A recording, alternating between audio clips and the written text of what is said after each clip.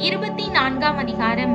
இஸ்ரவேலை ஆசீர்வதிப்பதே கர்த்தருக்கு பிரியம் என்று பிலேயாம் கண்டபோது, அவன் முந்தி செய்து வந்தது போல நிமித்தம் பார்க்க போகாமல் வனாந்திரத்திற்கு நேராக தன் முகத்தை திருப்பி தன் கண்களை ஏறெடுத்து இஸ்ரவேல் தன் கோத்திரங்களின்படியே பாளையம் இறங்கி இருக்கிறதை பார்த்தான். தெய்வ ஆவி அவன் மேல் வந்தது.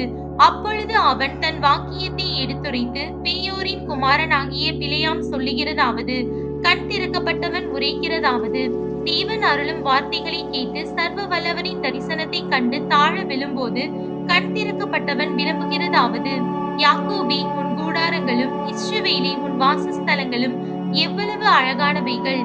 அவைகள் பரவி போகிற ஆறுகளைப் போலவும் நதியோரத்தில் உள்ள தோட்டங்களைப் போலவும் கர்த்தர் நாட்டின சந்தன மரங்களைப் போலவும் தண்ணீர் அருகே உள்ள கேதுரு விருட்சங்களைப் போலவும் இருக்கிறது. அவர்களுடைய நீர்சால்களில் இருந்து தண்ணீர் பாயும். அவர்கள் வித்து திரளான தண்ணீர்களில் பரவும். அவர்களுடைய ராஜா ஆகாகை பார்க்கிலும் உயருவான். அவர்கள் ராஜ்யம் மேன்மை அடையும். தேவன் அவர்களை எகிப்திலிருந்து புறப்பட பண்ணினார். காண்டாமிருகத்து கொத்த பலன் அவர்களுக்கு உண்டு. அவர்கள் தங்கள் சத்துருக்களாகிய ஜாதிகளை பட்சித்து அவர்கள் எலும்புகளை நொறுக்கி அவர்களை தங்கள் அம்புகளாலே எய்வார்கள். சிங்கம் போலவும் துஷ்ட சிங்கம் போலவும் அடங்கி படுத்துக் கொண்டிருக்கிறார்கள். அவர்களை எழுப்புகிறவன் யார்? உங்களை ஆசீர்வதிக்கிறவன் ஆசீர்வதிக்கப்பட்டவன், உங்களை சபிக்கிறவன் சபிக்கப்பட்டவன் என்றான். அப்பொழுது பாலாக் பிலேயாமின் மேல் கோபம் உண்டவனாகி கையோடி கைத்தட்டி பிலேயாமை நோக்கி, என் சத்துருக்களை சபிக்க உன்னை அழைத்தனுப்பினேன். நீயோ இந்த 3 முறையும் அவர்களை ஆசீர்வதிக்கவே ஆசீர்வதித்தாய். ஆகையால் உன் இடத்துக்கு ஓடிப்போ, உன்னை மிகவும் கனப்படுவேன் என்றேன். நீ கனமடையாதபடிக்கு கர்த்தர் தடுத்தார் என்றான்.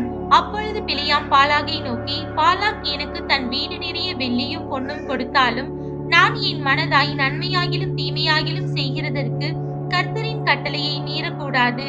கர்த்தர் சொல்வதையே சொல்வேன் என்று நீர் என்னிடத்திற்கு அனுப்பின ஸ்தானாபதிகளிடத்தில் நான் சொல்லவில்லையா? இதோ நான் என் ஜனத்தாரிடத்திற்கு போகிறேன்.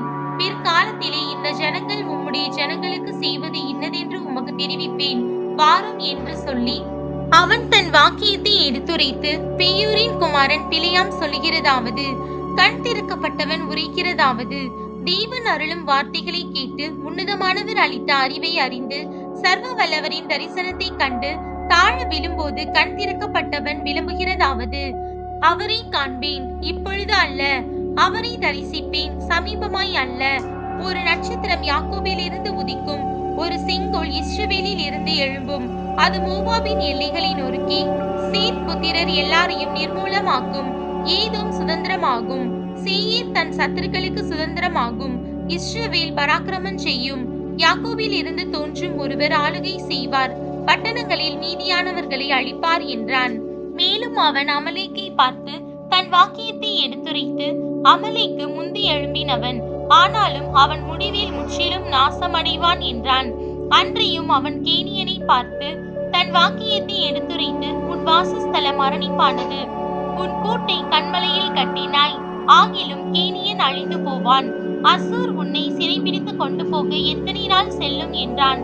பின்னும் அவன் தன் வாக்கியத்தை எடுத்துரைத்து, ஐயோ, தேவன் இதை செய்யும் போது யார் பிழைப்பான்? சித்தீமின் கரைதுறையில் இருந்து கப்பல்கள் வந்து அசூரை சிறுமைப்படுத்தி ஏபேரையும் வருத்தப்படுத்தும், அவனும் முற்றிலும் அழிந்து போவான் என்றான். பின்பு பிலேயாம் எழுந்து புறப்பட்டு தன் இடத்திற்கு திரும்பினான். பாலாகும் தன் வழியே போனான்.